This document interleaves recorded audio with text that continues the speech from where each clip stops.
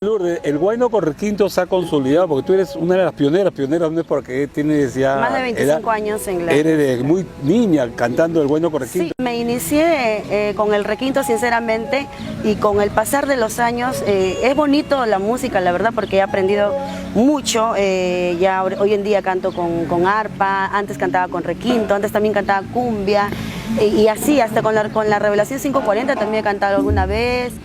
Y sí, y ahora viene otro estilo también, por favor. Que no es requinto ni es arpa. No es requinto ni es... Bueno, está incluido la arpita, pero es otro estilo. Ya. Un estilo huancaíno que ya lo tengo ahí. Siempre innovando, eso es lo importante. Sí, me encanta cantar músicas, canciones de diferentes géneros. Me gusta mucho.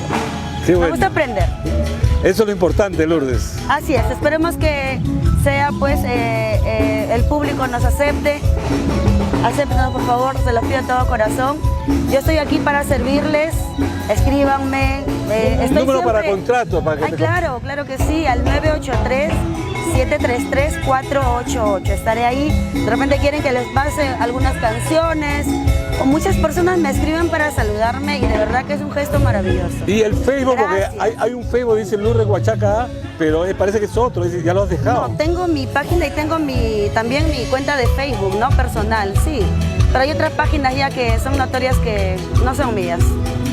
Pero bueno, ya déjenlo, que comenten nomás, que hagan lo que quieran. Mamá, éxito, sí, entonces ahorita vas a grabar. Claro, va a grabar con Encanto Andino. Con mucho cariño para ustedes. Éxito, mamá. Éxitos, gracias, éxitos. Está grabando ahorita Encanto Andino y se va a Lourdes Huachaca. Rapidito, ahí está.